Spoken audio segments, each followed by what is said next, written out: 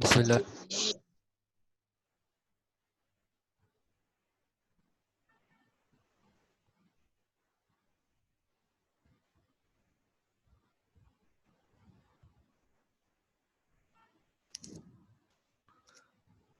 बेटा आज आपका चैप्टर नंबर 13 लेक्चर नंबर 30 है, propagation and reflection of light.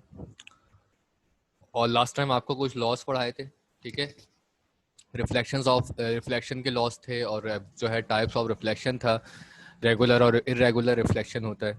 और जो भी हम किसी ऑब्जेक्ट को देखते हैं तो वो हमारे ऑब्जेक्ट में, जो भी हम किसी ऑब्जेक्ट को देखते हैं तो विजिबिलिटी किस वजह से पॉसिबल होती है, वो बेसिकली रिफ्लेक्शन ऑफ लाइट की वजह से होती है। लाइट रिफ्लेक्ट करती है, रिफ्लेक्ट करके हमारी आंखों में पड़ती है और हमारी आंखों में फिर उसका इमेज बनता है। तो इसकी वजह से हम किसी भी ऑब्जेक्ट को देखने और उसको पहचानने के काबिल होते हैं। तो basically it's all because of reflection. अब इसी के बाद बेटा रिफ्लेक्शन के अंदर ही जो है कुछ चीज़ें आती हैं, कुछ पॉइंट्स आते हैं, कुछ डेफिनेशंस आपको याद रखनी है कि डिफाइन द फॉलोइंग टर्म्स। देखिए बेटा, रिफ्लेक्शन जो है वो सबसे अच्छा कहाँ पर होता है? मिरर के ऊपर, ठीक है, प्लेन मिरर के ऊपर। या फिर मिरर की आपके पास मजीद आगे जाकर टाइप्स आएंगी कि कॉनकेव मिरर के ऊपर किस तरीके का रिफ्लेक्शन होता है, या फिर कॉन्वेक्स मिरर के ऊपर किस तरीके का रिफ्लेक्शन होता है। बट बेटा उससे पहले आपको कुछ टर्मिनोलॉजीज याद करनी है कि जो रिफ्लेक्शन आपका होता है वो किन किन चीज़ों को मिलाकर बनता है। सही है, एक जो रिफ्लेक्शन होता है उसमें कौन कौन सी चीज़ें इन्वॉल्व होती हैं। सबसे पहले तो बेटा आपको टर्मिनोलॉजीज की डेफिनेशन है, डिफाइन द फॉलोइंग टर्म्स। पहला है आपका प्लेन मिरर। के प्लेन मिरर क्या है आपका? A flat, smooth reflecting surface which shows regular reflection is known as plane mirror, और plane mirror as shown in the figure। देखिए बेटा, कोई भी फ्लैट और स्मूथ सरफेस जो कि आपकी रेगुलर रिफ्लेक्शन को रिप्रेजेंट करे वो आपका प्लेन मिरर कहलाती है। यानी कि ये आपका पूरा प्लेन मिरर है, लाइट यहां से टकरा रही है और यहां से रिफ्लेक्ट हो रही है, तो वो चीज जो है ये आपका रिफ्लेक्शन को रिप्रेजेंट कर रही है, ठीक है। और ये रिफ्लेक्शन कौन सा है? Regular reflection. क्योंकि आपको बताया था कि रिफ्लेक्शन दो तरीके के होते हैं, एक होता है रेगुलर और एक होता है इरेगुलर। किसी भी स्मूथ और प्लेन सरफेस पर, कोई भी स्मूथ या प्लेन सरफेस पे जो भी रिफ्लेक्शन होता है वो आपका रेगुलर रिफ्लेक्शन होता है। और किसी भी रफ सरफेस पर, रॉकी सरफेस पर, या कोई ऐसी सरफेस जिसकी जो प्लेन ना हो, ठीक है, तो वहां पर जो रिफ्लेक्शन होता है वो इरेगुलर रिफ्लेक्शन होता है। सही है। तो रिफ्लेक्शन के अंदर ये तो हो गया आपका प्लेन मिरर के। प्लेन मिरर की डेफिनेशन क्या होती है कि कोई भी प्लेन और स्मूथ सरफेस, ठीक है, जहां पर रेगुलर रेगुलर रिफ्लेक्शन जो है वो टेक प्लेस हो, तो वो आपका प्लेन मिरर कहलाता है। अच्छा, अब दूसरा आपके पास क्या आता है? पोल या फिर पॉइंट ऑफ इंसिडेंस। पोल या पॉइंट ऑफ इंसिडेंस बेटा वो पॉइंट है जहां पर जाकर आपकी रे ऑफ लाइट टकराती है। तो रे ऑफ लाइट जिस पॉइंट पर जाकर टकरा रही है वो आपका क्या है? पोल। सही है।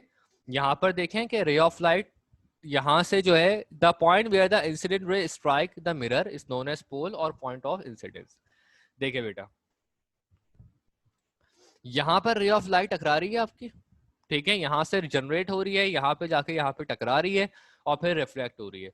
तो जिस पॉइंट पर रे ऑफ लाइट जाके टकराती है वो आपका क्या है? पोल। सही है, यह point of incidence of mirror. उसके बाद आपके पास आता है नॉर्मल।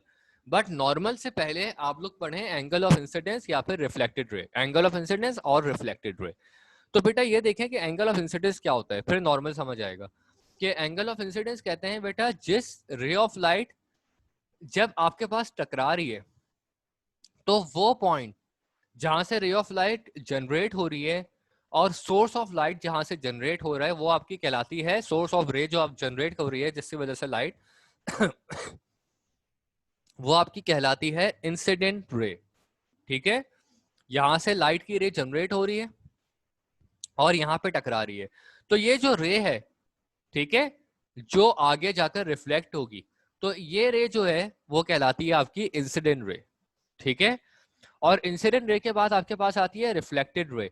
जब ये रे यहां से टकराकर किसी एंगल पर रिफ्लेक्ट होगी, ठीक है, तभी तो ऑब्जेक्ट नजर आएगा, और कोई भी रे जो है वो रिफ्लेक्ट लाजमी होती है, तो ये आपकी कहलाती है रिफ्लेक्टेड रे। तो रे का टकराना और रे का जहां से आना वो आपकी इंसिडेंट रे है, ठीक है। और वही रे जब टकराकर ऊपर की तरफ जा रही है, किसी एंगल पर रिफ्लेक्ट हो रही है, तो वो आपकी कहलाएगी रिफ्लेक्टेड रे। और बेटा इंसिडेंट रे और रिफ्लेक्टेड रे के दरमियान में एक रे और बनती है जो कि बिल्कुल बीच से आती है, और वो कहलाती है आपकी नॉर्मल। इंसिडेंट और रिफ्लेक्टेड के बीच में जो रे जनरेट होती है वो आपकी कहलाती है नॉर्मल रे, या जिसको हम नॉर्मल भी कहते हैं। फिर आपके पास आता है एंगल ऑफ इंसिडेंस और एंगल ऑफ रिफ्लेक्शन। तो बेटा एंगल ऑफ इंसिडेंस क्या है कि इंसिडेंट रे का नॉर्मल के साथ जो एंगल बन रहा है, यानी रे ऑफ लाइट जिस एंगल से आ रही है और फिर जो है वो रिफ्लेक्ट हो रही है, लेकिन जब वो जिस एंगल से आ रही है उसका नॉर्मल के साथ जो एंगल बन रहा है वो आपका कहलाता है एंगल ऑफ इंसिडेंस। नॉर्मल के साथ बनने वाला एंगल आपका एंगल ऑफ इंसिडेंस। और रिफ्लेक्टेड रे क्या है कि जिस एंगल से वो वापस जा रही है, रिफ्लेक्ट हो रही है, तो रिफ्लेक्टेड रे और नॉर्मल के दरमियान में बनने वाला जो एंगल होता है, रिफ्लेक्टेड रे और नॉर्मल के दरमियान में जो बनने वाला एंगल होता है, उसको हम कहते हैं रिफ्रैक्टिव एंगल या फिर एंगल ऑफ रिफ्लेक्शन। तो ये दो बेसिक चीजें हो गई, angle of incidence and angle of reflection. Angle of incidence को हम आई से रिप्रेजेंट करते हैं। सबसे पहले एंगल का साइन, ठीक है, जो एल की तरह का साइन होता है, और उसके बाद जो है वो एंगल आई। इंसिडेंट रे का मतलब है एंगल आई, और नॉर्मल और रिफ्लेक्टेड रे का मतलब है एंगल आर। यहाँ पर ये देखें आपको दिया हुआ है कि angle of incidence basically represent होता है एंगल आई से, और रिफ्लेक्टेड एंगल या एंगल ऑफ रिफ्लेक्शन जो रिप्रेजेंट होता है वो होता है एंगल आर से। अब देखें बेटा कि ये तो हो गई आपकी बेसिक डेफिनेशन कि जब भी कोई रे ऑफ लाइट आती है तो उसमें कुछ चीजें इन्वॉल्व होती हैं। पहला आपका पोल जहां पर रे ऑफ लाइट टकरा रही है, दूसरा इंसिडेंट रे, तीसरा रिफ्लेक्टेड रे, और इंसिडेंट और रिफ्लेक्टेड रे के दरमियान से जो लाइन आ रही है वो आपकी नॉर्मल रे। उस नॉर्मल से इंसिडेंट रे का जो एंगल बन रहा है वो आपका एंगल ऑफ इंसिडेंस, और उस नॉर्मल से रिफ्लेक्टेड रे का जो एंगल बन रहा है वो आपका एंगल ऑफ रिफ्लेक्शन। तो ये 5 चीजें जो हैं वो उसमें इन्वॉल्व होती हैं। अब उसके बाद आपके पास आता है लॉ ऑफ रिफ्लेक्शन के। बेसिकली बेटा लॉ ऑफ रिफ्लेक्शन कह लें या फिर लॉ ऑफ रेगुलर रिफ्लेक्शन कह लें, कि कोई भी रेगुलर रिफ्लेक्शन जो होती है वो किन लॉस के मुताबिक होती है। तो बेटा देखें रेगुलर रिफ्लेक्शन के लिए 2 लॉस का ओबे होना बहुत जरूरी है, ठीक है। For regular reflection 2 laws must be obey. और पहला लॉ क्या है कि angle of reflection is equal to the angle of incidence. Angle of incidence और एंगल ऑफ रिफ्लेक्शन दोनों का एंगल सेम होना चाहिए, तभी वो रेगुलर रिफ्लेक्शन कहलाएगा।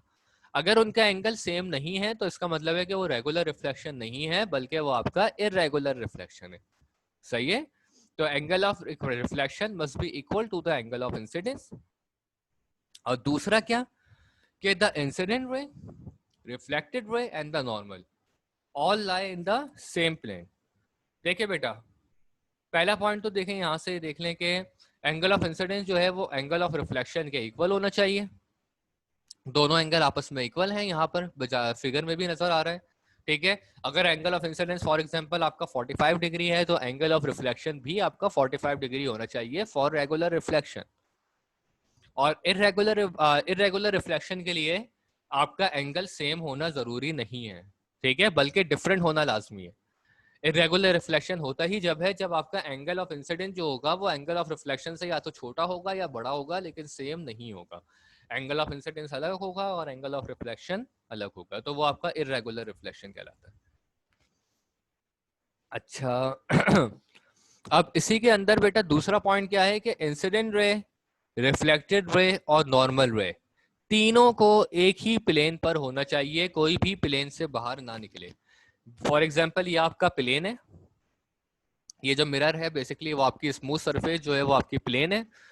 अब इंसिडेंट रे और रिफ्लेक्टेड रे दोनों आपके एक ही एंगल पर एक ही प्लेन पर होने चाहिए, और नॉर्मल रे भी उसी प्लेन पर आनी चाहिए। तो आप देखें बेटा ये तीनों रेस जो हैं वो आपके एक ही प्लेन के ऊपर है। सही है, तीनों रेस जो हैं वो आपकी एक ही प्लेन पर हैं, और कोई भी जो है वो उस प्लेन से बाहर नहीं निकल रहा, इसी प्लेन के रेंज के अंदर आ रहे हैं सारे। तो ये दूसरा लॉ है कि incident ray, normal ray and reflected ray all lie in the same plane. ठीक है, should be all lie in the same plane, सारे एक ही प्लेन पर हो। तो ये तो हो गए बेटा आपके रिफ्लेक्शन और लॉज ऑफ रिफ्लेक्शन वगैरह। अब नेक्स्ट है आपका formation of image in a plane mirror. ठीक है, ये जो प्लेन मिरर के अंदर इमेज की फॉर्मेशन होती है वो बेसिकली किस तरीके की होती है। Let M M be the plane mirror. For example बेटा देखें, जो इमेज फॉर्मेशन होती है प्लेन मिरर पे वो किस तरीके से होती है। ये आपके एम से लेकर एम बार तक ये आपका प्लेन मिरर है as shown in the figure. P is an object.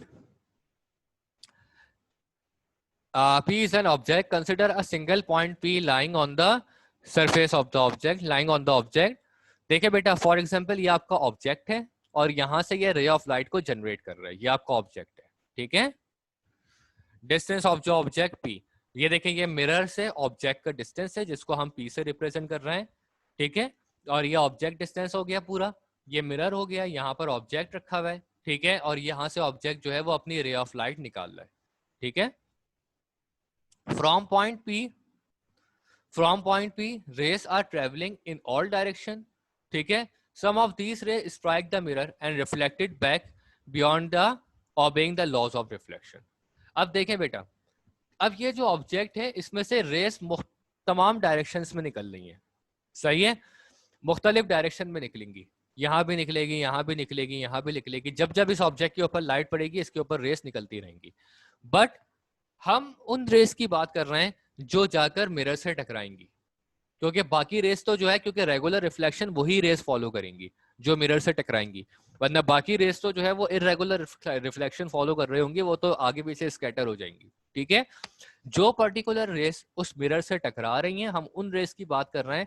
तो कंसिडर करें कि ये दो रेस जो है वो इस ऑब्जेक्ट से निकली और जाकर मिरर से टकराई, और मिरर से टकराकर वो वापस रिफ्लेक्ट हुई। लॉ ऑफ रिफ्लेक्शन को, क्योंकि मिरर आपकी प्लेन और स्मूथ सरफेस है, तो यहाँ पर रेगुलर रिफ्लेक्शन का लॉ फॉलो होगा, तो वो इस लॉ को फॉलो करते हुए नीचे की तरफ गई, यानी जिस एंगल से टकराई थी उसी एंगल से रिफ्लेक्ट हुई। If these reflected rays are produced backward, they appear to come from point P। अब देखे बेटा, होता यह है कि बेसिकली ये रेस, अब यहाँ पर कोई जो है हम बैठे हैं, फॉर एग्जांपल कोई भी इंसान है जो इन रेस को, वो रेस उसकी आंखों में पड़ी। ठीक है, अब बेटा इसको जो ऑब्जेक्ट, अब उस रेस का जो इमेज नजर आएगा वो एग्जैक्टली इस पॉइंट पर नजर नहीं आएगा, बल्कि बिकॉज ऑफ रेगुलर रिफ्लेक्शन उसको वो इमेज इस पॉइंट से पीछे की तरफ नजर आएगा। देखिए बेटा, जब आप खुद भी अपने आईने के सामने खड़े होकर अपने आप को देखते हैं तो आपको अपना आप ऑब्जर्व करिएगा, थोड़ा सा पीछे की तरफ नजर आता है। सही है, आपको अपना आप जो है वो थोड़ा सा पीछे की तरफ नजर आता है। ठीक है, तो थोड़ा सा डिस्टेंस पर आपकी इमेज फॉर्म हो रही होती है। तो बेसिकली बेटा यहाँ पर भी यही होगा कि ऑब्जेक्ट की रेस पहले उस मिरर से टकराई, टकराने के बाद वो आपकी आंखों में रिफ्लेक्ट हुई, और रिफ्लेक्ट होने के बाद जो इसका इमेज बनेगा वो बियॉन्ड द मिरर बनेगा, पीछे की तरफ बनेगा इमेज, और ये बेसिकली आपका image of the distance of the image है। ठीक है, ये मिरर की सरफेस है, यहाँ पर आपका इमेज फॉर्म होगा, रेज यहाँ से टकराकर आपकी आंखों में पड़ेंगी और इमेज जो है वो आपका पीछे की तरफ फॉर्म होगा। Hence point P is the image of P। Similarly, the infinite point lying on an object produce infinite point of infinite image of points, then complete image of an object is formed। तो लिहाजा बेटा मुख्तलिफ जो आपके पास raise of light है वो reflect होती रहेंगी, रिफ्लेक्ट होकर आपकी आंखों में पड़ती रहेंगी, और उससे जो है वो उनके इनफाइनाइट इमेजेस फॉर्म होंगे। जब ये इनफाइनाइट रेज ऑफ लाइट जो है वो आपस में कंबाइन होंगी, सही है, तो वो इनफाइनाइट रेज ऑफ लाइट आपस में कंबाइन होके एक प्रॉपर ऑब्जेक्ट बना लेंगी, और फिर आपको उस ऑब्जेक्ट का प्रॉपर इमेज नजर आएगा। लेकिन ये पूरा प्रोसेस जो है बेटा विद इन सेकेंड्स हो रहा होता है, तो इसलिए हमें इमेज भी फौरन नजर आ रहा होता है, वरना आमतौर पे पहले कुछ रेसिस रिफ्लेक्ट होती हैं, फिर अगली रेसिस रिफ्लेक्ट होती हैं, और फिर वो आपका जाकर इमेज बनाती है। सही है, लेकिन क्योंकि ये प्रोसेस सेकंड्स में हो रहा होता है, माइक्रो सेकंड्स में हो रहा होता है, तो हमें पूरा इमेज एक साथ इक्वली नजर आ रहा होता है। और ये जो बेटा आपकी लाइंस देख रहे हैं ये आपकी नॉर्मल रेस है, क्योंकि ये एंगल ऑफ इंसिडेंस है, ये एंगल ऑफ रिफ्लेक्शन है, और इसके बीच में आने वाली जो लाइन है वो आपकी नॉर्मल रे है। तो बेटा ये आपका पूरा प्रोसीजर है कि किसी भी प्लेन मिरर के अंदर जो इमेज फॉर्म होती है वो किस तरीके से होती है। अगर यहाँ तक बेटा कोई प्रॉब्लम हो तो पूछ लें लिस्ट में।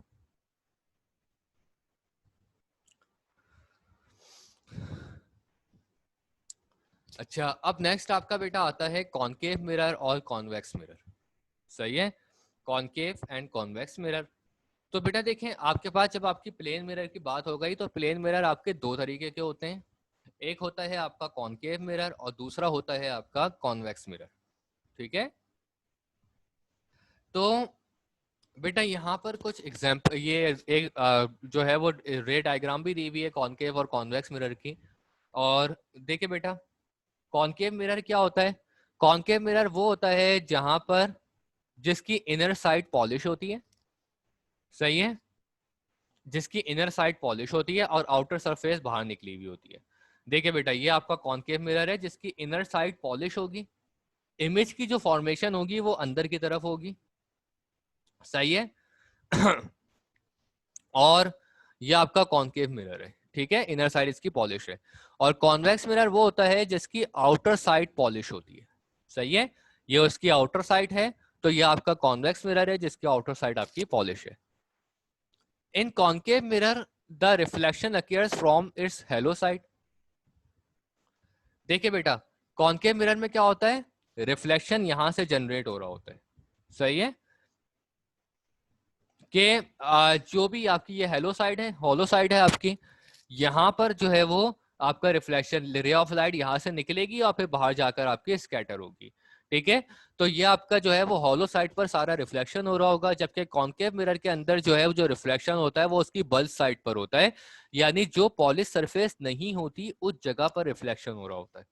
सही है, कॉनकेव मिरर में जहां आपकी पॉलिश सरफेस होती है उस जगह पर रिफ्लेक्शन हो रहा होता है, जबकि कॉन्वेक्स में जहां पॉलिश सरफेस नहीं होती उस जगह पर आपका रिफ्लेक्शन होता है। अच्छा बेटा, कॉनकेव जो है वो कन्वर्ज करता है रे ऑफ लाइट को। कन्वर्ज का मतलब क्या है कि मुख्तलिफ रे ऑफ लाइट्स आ रही हैं और उनको एक सिंगल फॉर्म में कन्वर्ट कर रहा है। तो वो आपका जो है वो उसको बेसिकली कहते हैं कन्वर्जिंग, कन्वर्ज करना। ठीक है, यानी मुख्तलिफ रेज ऑफ लाइट आती हैं और वो उन तमाम रेज ऑफ लाइट को सिंगल पॉइंट में कन्वर्ट करके एक जगह पर जमा करके उसकी इमेज देता है, तो वो आपका कन्वर्जिंग कहलाती है। सही है, जैसे कि बेटा ये देख लें, मुख्तलिफ रे ऑफ लाइट यहाँ से आएंगी बाहर वाली सरफेस से, और ये सारी जमा होकर इस मिरर के सेंटर पॉइंट पर जमा हो जाएंगी, सेंटर ऑफ कर्वेचर के ऊपर। और ये फिर वो सारी रेज ऑफ लाइट जमा होकर आपको एक सिंगल चीज का एक सिंगल ऑब्जेक्ट का इमेज दे देंगी। तो इसी वजह से कॉनकेव मिरर को हम लोग कन्वर्जिंग मिरर भी कहते हैं। और कॉन्वेक्स का काम क्या होता है कि कॉन्वेक्स जो है वो रेज ऑफ लाइट को डाइवर्ज करता है। डाइवर्ज का मतलब क्या है कि मुख्तलिफ रेज ऑफ लाइट जो है वो अंदर से जनरेट होती हैं और उनको वो बाहर ले जाकर स्कैटर कर देता है, फैला देता है। सही है, तो इसी वजह से उसको हम कहते हैं, यानी वो सिंगल पॉइंट की लाइट को बाहर ले जाकर एक मल्टीपल एरियाज के अंदर फैला देता है, तो इसी वजह से हम उसको कहते हैं डाइवर्जिंग मिरर। सही है, क्योंकि वो रे ऑफ लाइट को डाइवर्ज कर रहा है। कॉनकेव मिरर जो है वो रियल और इमेजनरी दोनों किस्म के इमेजेस बना सकते हैं, बट कॉन्वेक्स मिरर जो है वो आपका सिर्फ वर्चुअल इमेज बनाता है। वर्चुअल इमेज का बेटा क्या मतलब है? रियल इमेज का सबसे पहले क्या मतलब है कि जो रियल में एग्जिस्ट करती है वो आपका रियल इमेज है, जो रियल में भी नजर आती है। ठीक है, और जो एग्जिस्ट कर रही होती है तो वो आपकी रियल इमेज है। फॉर एग्जाम्पल, आईने में जाकर आप अपने आप को देखो, वो आपकी रियल इमेज है। सही है, और वर्चुअल इमेज क्या है कि ऐसी इमेज जो रियल में एग्जिस्ट नहीं करती बट वो नजर आ रही होती है, तो वो आपकी वर्चुअल इमेज होती है। फॉर एग्जाम्पल बेटा, गाड़ियों की हेडलाइट्स है। देखिए बेटा, गाड़ियों की हेडलाइट्स में क्या होता है, अगर हेडलाइट के आप अंदर हेडलाइट का जो ऊपर का गिलास है उसको हटाकर अगर आप देखो तो एक छोटा सा बल्ब लगा हुआ होता है, कोई बहुत बड़ा बल्ब नहीं होता, बहुत छोटा सा बल्ब होता है। सही है, बट वो छोटा सा बल्ब उस हेडलाइट की रोशनी को कितना ज्यादा तेज कर देता है। और इसकी वजह क्या होती है? Convex mirror. क्योंकि ये जो गाड़ियों की हेडलाइट्स होती हैं या बाइक्स की हेडलाइट होती हैं वो बेसिकली कॉन्वेक्स होती हैं, उसमें जो मिरर यूज होता है वो कॉन्वेक्स होता है। और कॉन्वेक्स का मतलब, कॉन्वेक्स का काम क्या है कि वो आपको वर्चुअल इमेज फॉर्म करके देता है। सही है, तो होता यह है कि जब वो छोटे से बल्ब में से लाइट निकल रही होती है और लाइट निकल के एक बड़े एरिया के ऊपर स्कैटर हो रही होती है, फैल रही होती है। सही है, वो छोटी सी लाइट निकलकर एक बड़े एरिया के ऊपर फैल रही होती है। बल्ब छोटा ही है बट वो उसकी फॉल्स इमेज फॉर्म करके उसको एक बड़े एरिया पर फैला देता है। तो वो चीज जो है वो कॉन्वेक्स मिरर कहलाती है। अब ये काम कॉन्वेक्स मिरर का है, और ऐसी इमेज जो है वो आपकी वर्चुअल इमेज कहलाती है, क्योंकि वो रियल में एक्सिस्ट नहीं करती है, सिर्फ मिरर की मदद की वजह से वो इमेज फॉर्म हो रही होती है। आप जो है वो हेडलाइट को हटा दो, हेडलाइट का जो ऊपर का सरफेस होता है, जो मिरर वाला सरफेस होता है, सही है, आप उस सरफेस को हटा दो, जो भरा हुआ सरफेस होता है कॉन्वेक्स वाला पार्ट, और उसके बाद उस बल्ब को जलाओ। उसके बाद उस बल्ब को जलाओगे, वो लाइट जो है वो मुश्किल से 2 मीटर भी आगे नहीं जाएगी, क्योंकि वो बल्ब इतना छोटा होता है, वो लाइट आगे फैलेगी ही नहीं। वो फैलती ही, वो स्प्रेड होती ही जो है वो कॉन्वेक्स मिरर की वजह से है। तो ये आपकी वर्चुअल इमेज है।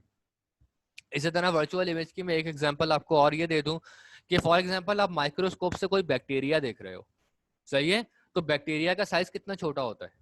सही है, आपको पता है कि बैक्टीरिया आम आंखों से नजर नहीं आता। अब आप जो है उसको कंपाउंड माइक्रोस्कोप से देख रहे हो, ऑब्जर्व कर रहे हो, आपको बैक्टीरिया मूव करता हुआ नजर आ रहा है, आपको उसका साइज जो है वो बड़ा होकर नजर आ रहा है। अब बेसिकली बेटा वो साइज रियल में तो एग्जिस्ट नहीं करता ना, वो तो बेसिकली आपका वर्चुअल साइज है, जो कि आपको माइक्रोस्कोप की मदद से हो रहा है। माइक्रोस्कोप में भी क्योंकि लेंस इस्तेमाल हो रहे हैं कॉन्वेक्स, इस वजह से वो इस्तेमाल वो आपका यूज हो रहा है। तो ये आपकी बेसिकली वर्चुअल इमेज है, जो कि रियल में एक्सिस्ट नहीं करती। वो बैक्टीरिया रियल में इतना बड़ा नहीं है, वो बैक्टीरिया बहुत छोटा सा है जो हमें आम आंखों से नजर भी नहीं आता, बट उसके बावजूद जो है वो हम उसकी इमेज को बड़ा करके देख रहे होते हैं, तो वो आपकी वर्चुअल इमेज है। और रियल इमेज क्या होती है? रियल इमेज बेटा वही होती है जो कि रियल में एग्जिस्ट कर रही हो। जैसे कि आप आईने में अपने आप को देखो, तो वो आपकी रियल इमेज है, क्योंकि जो आपका साइज है आपको वही नजर आता है, जो आपकी हाइट है आपको वही नजर आती है। ठीक है, तो वो आपकी रियल इमेज है। तो ये तो हो गया बेटा कॉनकेव और कॉन्वेक्स के दरमियान में डिफरेंसेस और उनकी डेफिनेशन के, बेसिकली कॉनकेव क्या होता है या कॉन्वेक्स क्या होता है। और अगर डेफिनेशन भी इसकी आ जाती है तो आप सिंपल यहाँ पर लिख सकते हैं कि in concave mirror the bulging side is polish, the convex mirror hollow side is polish. आप इसी पॉइंट्स को अपनी डेफिनेशन बनाकर भी लिख सकते हैं। ठीक है, अब इसके बाद आपके पास नेक्स्ट है define the following bye a single diagram. अब बेटा ये आपकी पूरी डायग्राम है, और यहाँ पर आपको जो पॉइंट्स दिए हुए हैं उसको डिफाइन करना है, और ये पॉइंट्स आपको ज़रूर याद होने चाहिए, क्योंकि आगे जब आप डेरिवेशंस वगैरह ड्राइव करेंगे और जो है वो मुख्तलिफ आगे की थ्योरी पढ़ेंगे, तो आपको ये सारी टर्मिनोलॉजीज पहले से माइंड में क्लियर होनी चाहिए, कौन सी चीज़ क्या होती है। सबसे पहले कि सेंटर ऑफ कर्वेचर क्या होता है। तो बेटा centre of curvature,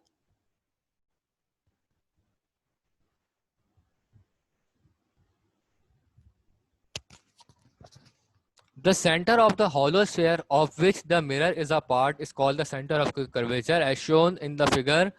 Center of curvature for both mirrors, concave or convex. C is the center of curvature for both mirrors. देखिए बेटा, वो पॉइंट,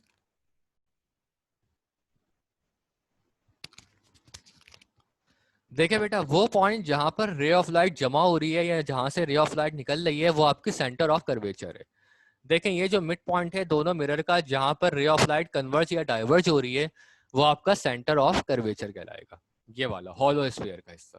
ठीक है, तो आपका कॉनकेव मिरर के लिए सेंटर ऑफ कर्वेचर ये पॉइंट है, और कॉन्वेक्स मिरर के लिए सेंटर ऑफ कर्वेचर ये पॉइंट है। तो दोनों का जो मिक्स मिक्स जो आपका मिड पॉइंट है, जहां पर रे ऑफ लाइट पूरी कन्वर्ज होकर आ रही है और जमा हो रही है या फिर यहाँ से डाइवर्ज हो रही है, वो आपका सेंटर ऑफ कर्वेचर है। फिर है आपके पास pole. The centre of the spherical mirror is called the pole of the mirror. देखिए बेटा किसी भी मिरर का जो मिड पॉइंट होता है वो आपका पोल कहलाता है। ये आपका पूरा मिरर है, और ये मिरर का बीच वाला हिस्सा, सही है, ये जो मिड पॉइंट है ये आपका पोल है। कॉन्वेक्स मिरर के लिए ये इसका पोल है, जिसको हम पी बार से रिप्रेजेंट कर रहे हैं, और कॉनकेव मिरर के लिए ये इसका पोल है। तो किसी भी मिरर का जो सेंटर वाला पार्ट होता है वो आपका पोल ऑफ द मिरर कहलाता है। फिर इसके बाद है आपके पास प्रिंसिपल एक्सिस या फिर straight line. The straight line passes through center of curvature and poles is called principal axis। बेटा वो स्ट्रेट लाइन जो कि सेंटर ऑफ कर्वेचर और पोल पे से पास होकर गुजर रही होती है, वो आपकी प्रिंसिपल एक्सिस कहलाती है। देखिए बेटा ये आपकी, ये देख रहे हैं ये लाइन, ये सेंटर ऑफ कर्वेचर और पोल। सेंटर ऑफ कर्वेचर और पोल को जो लाइन आपस में मिला रही है, सेंटर ऑफ कर्वेचर और पोल को जो लाइन आपस में ज्वाइन कर रही है, वो लाइन आपकी प्रिंसिपल एक्सिस कहलाएगी। ठीक है, तो ये आपकी क्या है बेसिकली, प्रिंसिपल एक्सिस।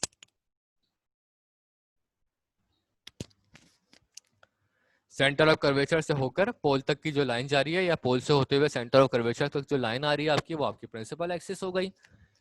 नेक्स्ट है आपके स्ट्रेट लाइन, यानी principal focus. The ray coming parallel to principal axis after reflection converging to a point. In case of concave mirror, the point is called principal focus and denoted by F. In case of convex mirror, reflected ray diverge from principal focus and denoted by P bar. अब देखें बेटा principal focus क्या है।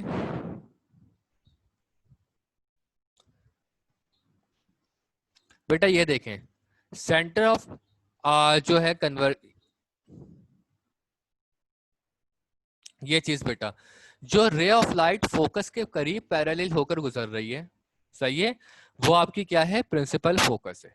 ठीक है, सबसे पहले आप देखिए इसमें फोकस क्या है, the distance between principal focus and the pole is called focal length. अब देखें बेटा, ये आपका प्रिंसिपल फोकस है, सही है बेटा। ये देखें, ये जो रे ऑफ लाइट पोल से होकर गुजर रही है और सेंटर ऑफ कर्वेचर का हाफ है, तो ये आपकी प्रिंसिपल फोकस है, सही है। तो यहां पर देख, जो मिड से जो आपके सेंटर ऑफ कर्वेचर और प्रिंसिपल जो आपका पोल है, सॉरी, सेंटर ऑफ कर्वेचर और जो आपका पोल है, उसको हाफ डिवाइड जो लाइन कर रही है, वो आपकी प्रिंसिपल फोकस है। ठीक है, सेंटर ऑफ कर्वेचर और पोल को हाफ डिवाइड करने वाली लाइन आपकी प्रिंसिपल फोकस कहलाएगी।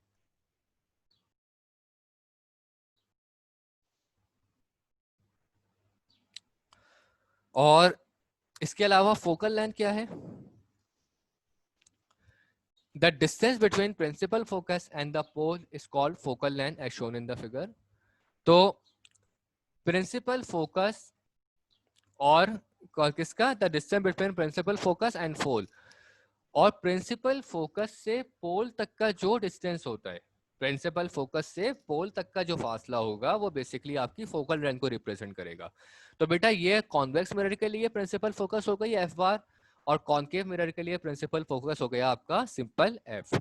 अब इनके दरमियान का जो फासला है, ठीक है, प्रिंसिपल फोकस से पोल ऑफ द मिरर का जो फासला है, वो बेसिकली आपका क्या है, पोल ऑफ द जो है, sorry, focal length of the mirror, जिसको हम स्मॉल जो है वो लाइन एफ से रिप्रेजेंट करते हैं।